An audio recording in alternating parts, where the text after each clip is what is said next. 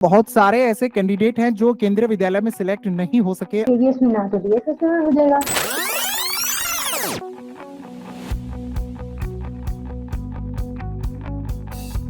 साथियों नमस्कार, आज हमारे साथ निशा है राजस्थान से, जिन्होंने केंद्रीय विद्यालय संगठन में एक टीचर के तौर पर नियुक्त होने का अपना जो सपना देखा था उसको न केवल साकार किया बल्कि वो टॉपर बनी है। तो आइए निशा के पास चलते हैं और उन्हीं से जानते हैं कि उनकी जर्नी कैसी रही। निशा, आपका स्वागत है। Thank you sir, thank you. Nisha, आपको बहुत बहुत बधाई कि आपने जो है टॉप किया है अपनी परीक्षा में, और उसके बाद इंटरव्यू जब आप लोगों का हुआ तो उस इंटरव्यू में भी आपने बहुत अच्छा स्कोर किया, और फाइनल रिजल्ट जब आया तो उसमें जब आपने रैंक 1 देखी तो आपको कैसा लगा? First of all thank you sir, thank you so much for this warm wishes. And सही बात बोलूं तो मुझे भी एक्सपेक्टेड नहीं था कि मैं रैंक 1 को मतलब क्रैक कर पाऊँ। एग्जाम क्रैक करना is not a tough task, but interview crack करके एआईआर 1 लेके आना is a big deal for me. तो जब मैंने देखा अपना रिजल्ट तो ठीक है, मेरे को ऐसे लगा कि सीरियल वाइज नंबर है, तो मैं कहा हाँ चलो हो गया अपना, हम बन गए टीचर। बट थोड़ी देर बाद देखा कि यार वेटेज वाइज तो वो फर्स्ट रैंक तो शॉकिंग था कि अच्छा रैंक 1 है, ओके। तो it was a great feeling कि हाँ, तो बहुत अच्छी फीलिंग थी कि हाँ एआईआर 1 होना ऑल इंडिया में तो बहुत ज्यादा अच्छी फीलिंग्स थी कि चलो ठीक है। निशा, आफ्टर आपने एक बार तैयारी जो है वो नोटिफिकेशन आने के बाद शुरू की थी या नोटिफिकेशन आने से पहले ही शुरू कर दी थी? सर एक्चुअली हम स्टार्टिंग से प्रिपरेशन करते हैं। हम मेरी एजे की मैं तैयारी करती थी, तो मेरा टेक्निकल मैंने हमेशा स्ट्रॉन्ग रखा है, और जीके भी हम साथ साथ में हर टेक्निकल एग्जाम में जीके भी आते, तो आप हमेशा मैं पढ़ती रहती थी, जीके और टेक्निकल दोनों रेडी रखे थे। जब पोस्ट आई तो मैंने देखा थोड़ा सा सिलेबस में थोड़ा सा ऊपर नीचे था कि जैसे हिंदी जैसे सब्जेक्ट थे एक आध, तो बस उनको किया। रीजनिंग था, मैथ्स था, और तो अपना टेक्निकल सब्जेक्ट था ही। मैं इलेक्ट्रिकल से वो थोड़ा सा इलेक्ट्रॉनिक्स का पार्ट भी था, तो मैंने थोड़ा उस पे वर्क किया एंड बस हो गया।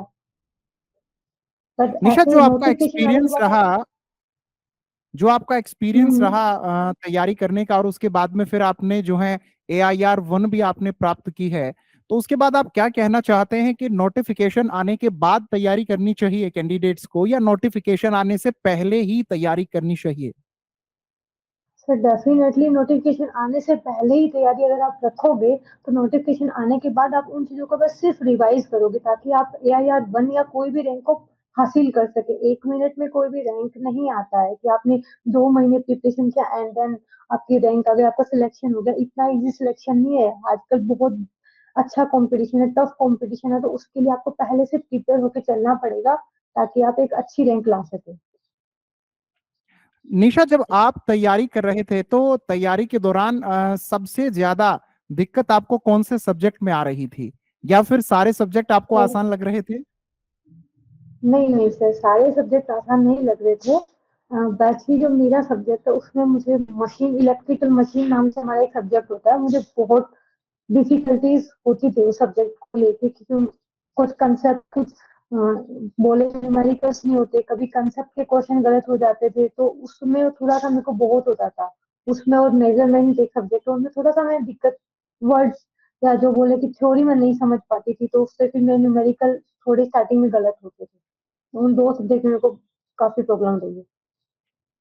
निशा, आपने टीचर बनने के बारे में जब सोचा पहली बार, तो उसके हम्म, बाद क्या कुछ ऐसा रहा कि जो है तैयारी जब आप अपनी कर रहे थे नए नए विषय आपको देखने को मिले? सर एक सेकंड रिपीट करना, समझ नहीं आया। जब आपने टीचर बनने के बारे में सोचा तो आपके लिए नए सब्जेक्ट कौन से थे जो टीचर बनने का जब आपने सोचा उससे पहले कभी वो विषय आपने पढ़े नहीं थे?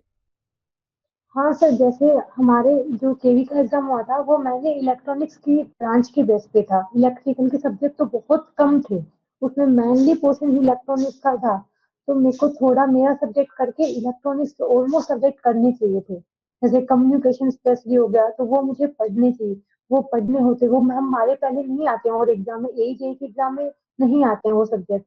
पर इस एग्जाम के लिए मुझे वो सब्जेक्ट, इलेक्ट्रॉनिक्स अलग ब्रांच है, इलेक्ट्रिकल एक अलग ब्रांच है, तो मुझे उन सब्जेक्ट को भी थोड़ा कवर अप करना पड़ा।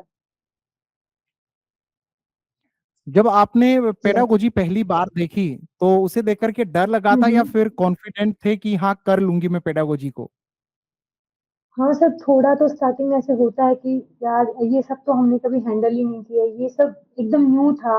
पर जैसे जैसे 2-3 वीडियोस देखे, थोड़े मॉक लगाए, उसके इंटरव्यू मॉक इंटरव्यू दिए, तब जब टीचर सामने से क्वेश्चन पुट अप करते थे तो उनके आंसर उस टाइम शायद नहीं आ पाते थे, पर जब उनके सुनते थे, अच्छा इस क्वेश्चन का ऐसे आंसर करना, उनको जो एनालिसिस करते हैं ना, उनसे फिर धीरे धीरे कॉन्फिडेंस आने लग गया कि हाँ कर तो लेंगे, थोड़ा सा टफ है, कर लेंगे, that's not a difficult task.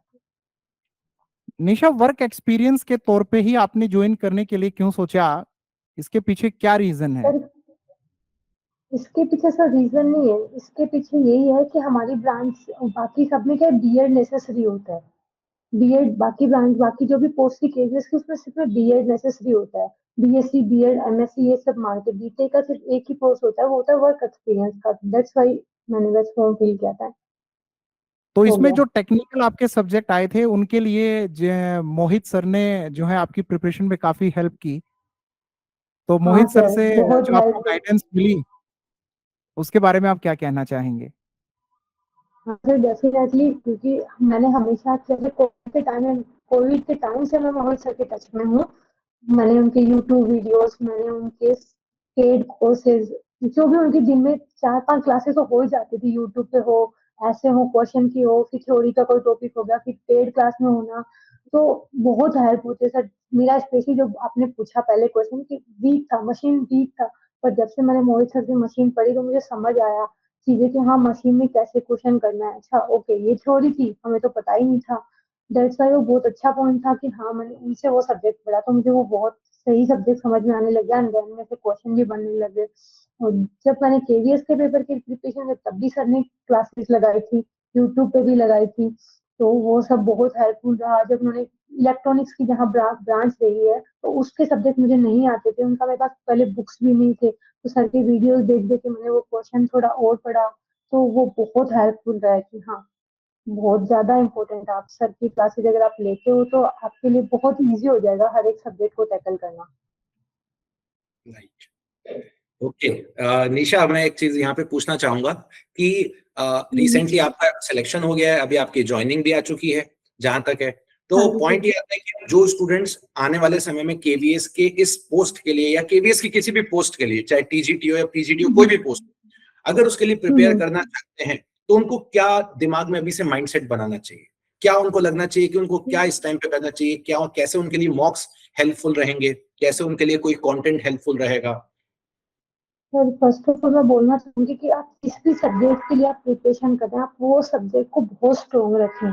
कि बाकी सब सब्जेक्ट सेकेंडरी होते हैं, उनका वेटेज बहुत कम होता है, पर जो आपका मेन सब्जेक्ट होता है उसका वेटेज बहुत ज्यादा होता है। तो आप उस सब्जेक्ट को तो एकदम प्रिपेयर रखें, ताकि कोई भी एग्जाम आए, नॉट ए केवीएस, कोई भी एग्जाम आए, फुली प्रिपेयर रहें। जैसे मेरा टेक्निकल अच्छा था, थोड़ा बहुत हिंदी आया तो मैंने पढ़ लिया, तो मेरे लिए वो कोई बहुत हैवी नहीं था। तो दैट्स वाई आप अपना सब्जेक्ट तो स्ट्रॉन्ग रखें। बाकी बात है मॉक टेस्ट की, तो ऑब्वियसली मॉक टेस्ट लगाना सर बहुत जरूरी है। किसी भी एग्जाम को फाइट करने के लिए मॉक टेस्ट एंड उसका एनालिसिस करना एक बहुत, जितने मॉक टेस्ट आप लगाओगे, जितना उसका एनालिसिस करोगे, आपका सिलेक्शन उतना ईजी है। विदाउट मॉक टेस्ट तो कितना भी थ्योरी पढ़ लो, कितने भी बुक्स लगा लो, कुछ नहीं हो सकता, क्योंकि आपको अपनी मिस्टेक्स का पता ही नहीं लगेगा। और जब तक आपको अपने मिस्टेक्स एनालिसिस नहीं होगी, आप उन पे काम नहीं करोगे, तो सिलेक्शन कैसे होगा? बुक से तो आप सिर्फ क्वेश्चन करते हैं, आंसर देख, अच्छा ये नहीं है, ओके चलो दूसरा ट्राई कर लेते हैं, अच्छा दोबारा किया, वो तो सेम रिपीट हमेशा करते रहते हैं। तो बस नहीं, अपनी मिस्टेक्स को एनालिसिस करना बहुत जरूरी है। ओके। और निशा, यहाँ पर मैं एक और क्वेश्चन आपसे करना चाहूंगा कि जब आप मॉक टेस्ट दे रहे थे या जब आप हम्म, कंटेंट पढ़ रहे थे, तो आपको ये चीज फील हुई कि जो चीज हम कर रहे हैं वो हमारे लिए बेस्ट है, हमें कोई और सोर्सेज नहीं देखना चाहिए? क्या हम उसी के थ्रू करते करते अपने सिलेक्शन को पा लिए हैं, या फिर हमने कुछ और भी एफर्ट्स इसके अंदर मारे, या सफिशिएंट कंटेंट था? क्योंकि आपके जो मार्क्स हैं, जहां तक हैं, आपके मार्क्स काफी बेहतर है रिटन एग्जामिनेशन में भी और इंटरव्यू में भी, राइट? तो हम्म, इतने मार्क्स लेके आए हो आप, 150 क्रॉस लेके आए हो, 180 का एग्जाम था हमारा और आप 150 ला रहे हो, तो कहीं ना कहीं आपके 20-25 मार्क्स ही कम है। तो जो इतना मार्क्स आपने अचीव किया है, क्या ये सफिशिएंट कंटेंट था आपके लिए, जो टेक्स्ट बुक ने आपको प्रोवाइड किया है तो सारे टीचर्स? हाँ सर, ये बात एकदम परफेक्ट है कि हाँ वो कंटेंट बहुत सफिशिएंट था। और मैं काफी टाइम से टेक्स्ट बुक के कम मतलब कांटेक्ट में हूँ, और मैं सुपर कोचिंग भी प्रीफर किया है, मैंने उसका पेड कोर्स भी लिया है। तो हाँ, मैं उसके लिए सही बोलूँगी कि बहुत सफिशिएंट कंटेंट है। बट अगर आपका वो हो जाता है और आपको लगता है कि नहीं, थोड़ा-सा मेरे को इस सब्जेक्ट में प्रॉब्लम है, तो आपको कहीं और से अगर कंटेंट मिलता है तो आप वो भी ले लीजिए, कोई इश्यू नहीं है उसमें। हाँ, सब जगह से मिल रहा है तो ले लो, बट हाँ, आपकी को मतलब टेक्स्ट बुक का ये है कि हाँ, बहुत सफिशिएंट है। बट जैसे मेरा था कि मेरे को थोड़ा-सा इंटरव्यू के लिए बहुत डर लग रहा है। पर्सनली मैं बहुत डर रही थी कि यार मैं वहाँ बोल पाऊँगी, नहीं बोल पाऊँगी, कैसा रहेगा? तो मैंने टेक्स्ट बुक पे भी मॉक दिए और मैंने अनदर भी कहीं पे जहाँ पे मेरे को मिला चलो एक मौका दे देती हूँ, जाए चलो मुझे कॉन्फिडेंस आएगा। सेल्फ कॉन्फिडेंस भी बहुत ज़रूरी होता है हर चीज़ के लिए। तो इंटरनल कॉन्फिडेंस के लिए मैंने किया, हाँ, पर मेरी थ्योरी के लिए सफिशिएंट था कि हाँ, वो मैटर मेरे लिए एकदम परफेक्ट है। बट अगर आपको नहीं लगता है कोई सब्जेक्ट में आप वीक हो, नहीं भाई थोड़ा बहुत लग रहा है, तो आप कहीं से अगर आपको कोई बुक की हेल्प लेनी है या कोई आपको कहीं भी कुछ और मिल रहा है तो आप ले लीजिए। जहाँ से आपको क्विज मिले, किसी को भी क्विज मिले, करो क्विज, क्वेश्चन जितने लगा सकते हो उतने लगाओ, भले ही बुक से हो, जहाँ से आप कर सकते हो, बट हाँ कंटेंट सफिशिएंट होता है, ये मैं बोलना जरूर चाहूंगी। निशा, बहुत सारे बच्चों को ये लगता है कि पेपर से पहले सिर्फ नोट्स पढ़ लें और कहीं से जो है किसी प्रीवियस ईयर पेपर से सिर्फ एक दो बार प्रैक्टिस कर लें और सीधा पेपर देने के लिए चले जाएं और पेपर पास हो जाएगा। तो इस तरीके से पेपर पास किए जा सकते हैं या फिर वाकई में मेहनत करनी पड़ती है? सर वाकई में मेहनत करनी पड़ती है। नोट्स पढ़ के या क्वेश्चन लगा के नहीं होता है, वही मैं बार आपको बार बार रिवीजन करने की नीड होती है। आपको टेस्ट मॉक टेस्ट लगाने होते हैं बहुत ज्यादा, जितने मॉक टेस्ट लगाओगे, जितने क्वेश्चंस को करोगे, वो आपके लिए बहुत ज्यादा हेल्पफुल रहेगा। आप एक नोट्स पढ़ के एक बुक लगा के सब नहीं होता है सिलेक्शन। आपको बहुत मेहनत करनी पड़ती है, उसके लिए बार बार रिवीजन करें, बार बार स्मोक लगाएं, ताकि उनमें जो मिस्टेक्स उनको एनालिसिस करें, ताकि आप उस अपने लक्ष्य को पा सकें। इतना इजी नहीं होता, वरना तो हर कोई आज हर एक पोस्ट पे होता। निशा, आपने AIR-1 जो है वो हासिल की और यहाँ तक आप यूं ही नहीं पहुंचे। आपने अभी तक बताया भी कि इसके लिए बहुत मेहनत करनी होती है, लेकिन जब आप अपनी तैयारी कर रहे थे तो तैयारी के दौरान कोई ऐसा वक्त भी आया होगा जब आप थोड़ा डिमोटिवेट हुई होंगी या फिर आपको ये लगा होगा कि क्या मैं इस एग्जाम को क्रैक कर पाऊंगी? क्योंकि यहाँ पर आपने ये भी देखा होगा कि आपके जो सब्जेक्ट रहे थे उनके अलावा भी कुछ नए सब्जेक्ट आपको यहाँ पर देखने को मिल रहे थे। अब की बार एग्जाम पैटर्न और सिलेबस भी नया दिया गया था। जी सर, बिल्कुल सही बोल रहे हैं। बहुत सारे स्टेजेस आते हैं, जैसे मैं 2019 में मैंने अपना बीटेक कंप्लीट किया था। 4 इयर्स हो गए मेरे को प्रिपरेशन करते हुए। लास्ट जब मैंने राजस्थान जेईई का पेपर दिया था, मैं उसमें भी एक नंबर से रह गई थी। तो वो एक डीमोटिवेशन का मेरे लिए पार्ट था कि मैं बहुत पास आके रह चुकी हूँ। और फिर मैंने एसएससी जेईई भी दिए हैं, पर मैं वहाँ भी कभी मेंस में प्री क्लियर हो गया, कभी मेंस में रह गई हूँ। थोड़ा बहुत हो गया, तो वो एक डीमोटिवेशन था, पर हमेशा सेल्फ कॉन्फिडेंस रहा और मेरी फैमिली का फुल सपोर्ट रहा। उन्होंने कभी मुझे डीमोटिवेट होने ही नहीं दिया कि नहीं बेटा, इस बार नहीं तो नेक्स्ट नेक्स्ट टाइम आपका पेपर, बस आप कंटिन्यू अपनी रखो, बीच में ब्रेक मत हो कि हाँ इसमें नहीं हुआ यार, नहीं अब तो कोई और एग्जाम नहीं। एक एम रखो अपना, उस पर कंटिन्यू उसी पे वर्क करो। आज नहीं तो कल आपका टर्न है, हमारी जगह आप होंगी, पर होंगे जरूर। खुद पे विश्वास रखना बहुत जरूरी है किसी भी एग्जाम को फाइट करने के लिए।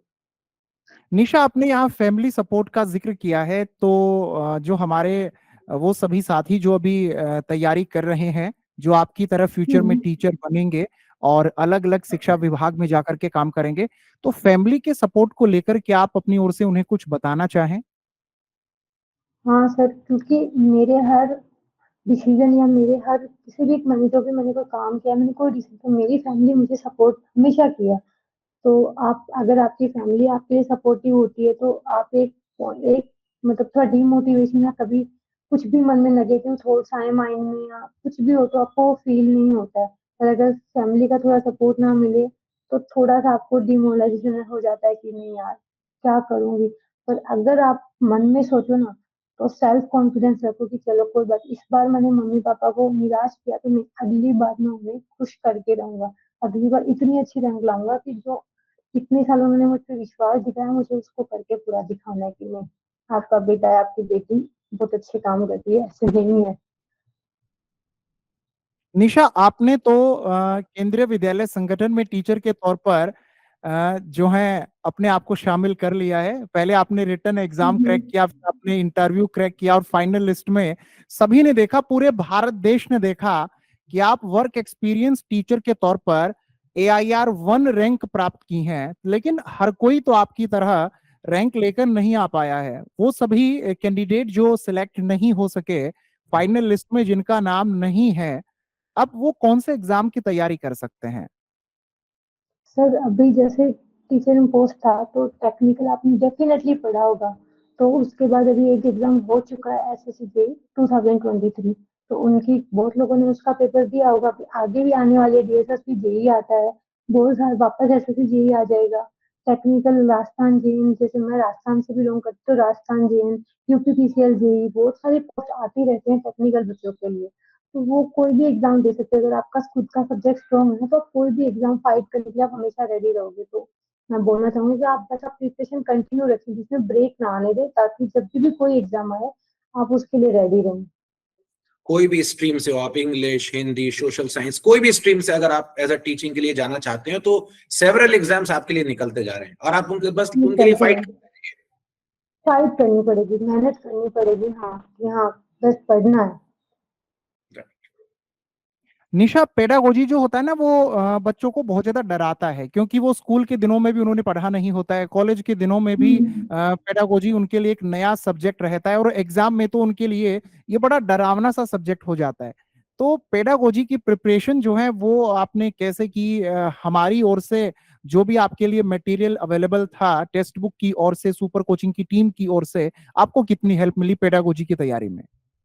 सर मैं बोलना चाहूंगी कि मैंने पेडागोजी में कोचिंग सिर्फ मैं डिपेंडेंट टेक्स्ट बुक पे थी। उन्होंने जितना पढ़ाया मैंने उतना ही पढ़ा, मेरे लिए वो सफिशिएंट था। मैंने कहीं एक्सटर्नल किसी और कोचिंग से या किसी और बुक से या कहीं से भी किसी वीडियो से मैंने नहीं हेल्प ली। जो आप सबने मेरी हेल्प करी, जो आप सबने पढ़ाया, बस वो मेरे लिए सफिशिएंट था। मैं उतना पढ़ के जाती थी। हाँ चलो, अगर एक आध क्वेश्चन नहीं भी आया तो आई फेल्ट सॉरी, सर को बोल के मैं उस पे काम करूंगी, जितना हो सकेगा मैं करूंगी। बट नहीं आया तो मैं एक सब्जेक्ट के पीछे का पूरा टाइम नहीं दे सकती, क्योंकि हमने नहीं पढ़ा हुआ होता है। बट हाँ, मैंने ऐसे नहीं कि एकदम छोड़ ही दिया, नहीं, पूरा दिया। आपसे जैसे मैं आपसे पढ़ी या कोई और टीचर जिन्होंने कोचिंग मुझे पढ़ाया, आपकी सुपर कोचिंग, मैंने टेक्स्ट बुक पे जितना पढ़ सकी मैंने लिया उनसे, जितना मैं गेन कर सकती थी मॉक से, सबसे। तो मैं, हाँ ठीक है, सफिशियंट था वो। निशा, आपका अपॉइंटमेंट लेटर आपके पास आ चुका है, तो अब आप कब ज्वाइन करने जा रहे हैं और कहाँ आप ज्वाइन कर रहे हैं? आपका रीजन और आपका स्कूल कौन सा है? सर मेरा अहमदाबाद रीजन में आया है, वलसूरा। वलसूरा राजकोट में वलसूरा है, वहाँ पे मुझे ज्वाइन करना है। एंड ज्वाइनिंग का है तो मैं 14 दिसंबर से पहले मैं ज्वाइन कर लूँ। मोस्ट प्रोबेबली 12 या 13 दिसंबर को मैं ज्वाइन कर। निशा, हमारी ओर से एक बार फिर से आपको बहुत बहुत बधाई। और अभी DSSB की वैकेंसीज आने वाली हैं, तो बहुत सारे एज ए कैंडिडेट हैं जो दिल्ली में टीचर बनने के लिए अपनी तैयारी कर रहे हैं। तो जैसे ही DSSB की वैकेंसी आएंगी, वो अपना एग्जाम देंगे, और एग्जाम देकर के वो टीचर बनने के जो सपने देख रहे हैं, उनके लिए आपकी ओर से कोई एक खास मैसेज, जो दिल्ली में टीचर बनने की तैयारी कर रहे हैं? मैं तो यही बोलूंगी, अपने सब्जेक्ट्स पे काम करें, किसी की बातों में ना आए, अपने ऊपर सेल्फ कॉन्फिडेंस रहें, अपने सब्जेक्ट को स्ट्रॉन्ग करें, बार बार रिवाइज करें, बस हो जाएगा। जब खुद पे कॉन्फिडेंस रखें, डीमोटिवेट बिल्कुल ना हो। एक एग्जाम नहीं होता, बार बार एग्जाम्स आते हैं, तो खुद को कभी भी डीमोटिवेट ना करें। कंटिन्यू अपनी प्रिपरेशन रखें, वो बहुत अच्छा होता है। बस टेक्स्ट बुक को सुपर कोचिंग का साथ है आपके पास तो क्रैक हो जाएगा, कोई टेंशन नहीं है। निशा, आपने आपको पहले नंबर पे जब देखा, तो वो रियल फीलिंग आपने शेयर की कि मैं तो ये समझ रही थी कि सीरियल नंबर लिखा होगा, लेकिन जब आपको पता चला कि मेरी रैंक ही जो है वो पहला स्थान मैंने प्राप्त किया है, फर्स्ट में आई हूँ ऑल इंडिया के अंदर, तो आज पेरेंट्स किस तरह की फीलिंग आपके प्रति रखते हैं? आप अपने आप को आज जो है किस तरह से, कैसा किस लेवल पर पा रही हैं? हाँ सर जी, बहुत टाइम हो गया मुझे, 3-4 साल हो गए प्रिपरेशन करते, तो सिलेक्शन नहीं होना थोड़ा सा डिमोरलाइज था। पर इस बार पेपर में अच्छे मार्क्स आए तो एक कॉन्फिडेंस था कि हाँ, इंटरव्यू भी मेरा बहुत अच्छा गया था। तो मुझे ऐसे कॉन्फिडेंस था कि मेरा सिलेक्शन तो हो जाएगा। जब मैंने लिस्ट में नाम देखा तो मैं कॉन्फिडेंट हो गई कि यस, मेरा सिलेक्शन हो गया। मैं भूल गई कि रैंक भी कुछ होता है, भूल गई। हाँ, सिलेक्शन हो गया। मैं सती मेरे पास मेरे मम्मा थे, मैंने उनसे शेयर किया कि मम्मा मेरा रिजल्ट आ गया, मैं सिलेक्ट हो गई। फिर मेरा भैया पास में बैठे थे, उन्होंने बोला कि मेरे को चलो लिस्ट दिखाओ आप। तो मैंने जब उनको तो उन्होंने बोला बेटा आपकी रैंक फर्स्ट बोला, बट उन्होंने देखो आप अपना, तो दैट्स वाज ग्रेट फीलिंग्स, जो हर फीलिंग आप एक्सप्रेस नहीं कर सकते, वो वाली फीलिंग थी। मम्मा बहुत खुश थे, इधर भैया भाभी पास में थे, तो वो एक बहुत अच्छा माहौल था, बहुत ज़्यादा हैप्पीनेस। जैसे मेरे पापा ने बोला कि हमारे घर पे इस बार की सेकंड दिवाली है, कि एक दिवाली गई, एक दिवाली अब मनेगी हमारे घर पे, तो वो बहुत एक अच्छी अचीवमेंट और एक बहुत खुशी का माहौल था कि हाँ। तो निशा, अब आप जो है सिर्फ केंद्रीय विद्यालय में ज्वाइन करने के बाद में वहीं पे रह करके काम करना चाहती हैं या आगे और भी कुछ बड़े सपने हैं आपके? हाँ सर, जैसे पीजीटी डब्ल्यू की जिस पोस्ट में मैं ज्वाइन करने जा रही हूँ, उसमें पीजीटी में प्रमोशन शो नहीं होता है, पर जैसे इसमें प्रिंसिपल का ऑप्शन होता है कि हमें थोड़ा एक्सपीरियंस लेके पोस्ट ग्रेजुएशन करके हम प्रिंसिपल के लिए एग्जाम फाइट करके फिर से कर सकते हैं। तो मैं चाहूंगी कि मैं इस एक पोस्ट पे ना रह के इसी केवी के लिए भी एक, ताकि मैं वहां रह के एक्सपीरियंस भी ले लूंगी और मैं इसके आगे पोस्ट भी दूंगी। और जैसे बोल, मेरा एम, खुद का एम था कि मैं एएन बनूं, तो एएन का कोई भी एग्जाम आएगा तो मैं डेफिनेटली देना चाहूंगी। निशा, बहुत सारे ऐसे कैंडिडेट हैं जो केंद्रीय विद्यालय में सिलेक्ट नहीं हो सके, आपने तो रैंक 1 प्राप्त कर ली है, तो आप अपने एक्सपीरियंस के हिसाब से क्या कहना चाहेंगे वो सब अब जो DSSB की तैयारी कर रहे हैं उनके लिए? और वहां पर तो पेडागोजी सबसे ज्यादा देखने को मिलती है। जी सर, मैं यही कहना चाहूंगी कि कोई बात नहीं, अगर केवीएस में आपका नहीं हुआ है तो नेक्स्ट वैकेंसी जल्दी ही आने वाली है, D triple S S B, तो वो आपको दिल्ली में टीचर बना देंगे। कोई बात नहीं, टीचर तो पोस्ट तो टीचिंग की है और आपके यहाँ सुपर कोचिंग है टेक्स्ट की, तो आपको कोई दिक्कत ही नहीं है। वहाँ से आप पढ़िए, आपको कंटेंट अच्छा मिलेगा, बस उनके मोग लगाइए तो आपका केवीएस में ना तो डीएसएस में हो जाएगा, डी ट्रिपल एस बी में तो कोई फर्क नहीं पड़ता। टीचर तो बन ही गए, केवीएस में बनो चाहे यहाँ बनो, टीचर के सब में इसके लिए हार्ड वर्क तो करना पड़ेगा, पढ़ना तो पड़ेगा। सुपर कोचिंग आपको सब कुछ कंटेंट तो दे ही है, तो आप बस पढ़ते रहिए, मॉक लगाते रहिए, रिवाइज करते रहिए, सिलेक्शन पाते रहिए। निशा, मेरी ओर से और पूरी टीम की ओर से जो है ऑल द बेस्ट। आप फ्यूचर में भी इसी तरीके से अपने सारे एग्जाम को क्रैक करें थैंक यू। और आप एक बेहतर रैंक के साथ में नहीं आई हैं, आप ऑल इंडिया 1 लेकर के आई हैं। ऐसा नहीं है कि आपकी जो रैंक है वो सिर्फ हम लोग ये कह सकते हैं कि टॉप 100 है, टॉप 10 है, टॉप 5 है। आप तो सबसे ऊपर हैं, ऑल इंडिया रैंक 1 है आपकी। तो फ्यूचर में भी आप इसी तरीके से जो है रैंक 1 लेकर के आए और फिर से आप हमें और हमारे साथ में जितने भी हमारे देशवासी हैं सभी को लगातार यूं ही अपनी बातों से मोटिवेट करते रहें। आपको देख करके हमारे कितने ही सारे साथी होंगे जो आज फिर से मोटिवेट हो जाएंगे कि कोई बात नहीं, हमारा एग्जाम केंद्रीय विद्यालय का क्रैक नहीं हो सका तो अब हम DSSB जैसे और भी इसके साथ साथ में कई बड़े जो बाकी एग्जाम होते हैं उनको क्रैक कर पाएंगे। मोहित सर लगातार आपकी हेल्प कर रहे हैं और मैं पूछना चाहूंगा मोहित सर, आगे भी आप लगातार हेल्प करते रहेंगे? बिल्कुल बिल्कुल सर। जब निशा का हुआ तो मुझे पता चला कि केवीएस का रिजल्ट आ गया है और निशा का मैसेज आया, तो निशा ने रिजल्ट का स्क्रीनशॉट दिया, तो बोला कि सर मेरा हो गया है फाइनली। मैंने देखा इसका नंबर पहले नंबर पे ही है, तो मैंने बोला बहुत ही बधाई है यार, तो फर्स्ट रैंक ही है। अब हम तो क्या ही बोले, मतलब फर्स्ट रैंक की आ गई तो अब क्या ही है। फिर मैंने निशा से पूछा, और एग्जाम्स की भी वो तैयारी कर ही रहे थे, तो मैंने बोला ये बेस्ट अपॉर्चुनिटी है, इसको अभी ज्वाइन करना चाहिए। लेकिन ठीक है, अच्छी बात है, आप और अच्छे चीजों को और देखना चाहते हो और अलग नजरिए से देखना चाहते हो और अच्छी पोस्ट के लिए अप्लाई करना चाहते हो, बिल्कुल करते रहना चाहिए, हमारे राइट्स हैं और हमको बेहतर करना भी चाहिए। तो एक अच्छी चीज है निशा, कंटिन्यूअसली लगे रहिए। पूरी टेक्स्ट बुक की टीम आपके साथ लगी हुई है, हर एक सब्जेक्ट के स्पेशलाइज्ड टीचर्स आपके साथ हैं, सारे मॉक टेस्ट आपके साथ है। और जितने भी स्टूडेंट्स अभी इस इंटरव्यू को देख रहे हैं उन सभी को मैं ये बोलना चाहूंगा कि जो कंटेंट आप लोगों को प्रोवाइड कर रहे हैं हम लोग, ये one of the authentic content है। स्टूडेंट्स के एंड से भी बोलेंगे और सभी बच्चों के एंड से बोलेंगे। तो बेहतर तरीके से अपनी तैयारी करते रहिए, मोटिवेट रहिए और खुश रहिए, परिवार के साथ रहिए, बेहतर रहेगा आपका जीवन हम लोगों के साथ। तो जैसे निशा ने केंद्रीय विद्यालय में रैंक 1 प्राप्त की है, ऐसे ही आप सब जल्द से जल्द अभी से ही अपनी तैयारी में लग जाइए और फिर DSSB का एग्जाम क्रैक करके रैंक 1 प्राप्त करेंगे।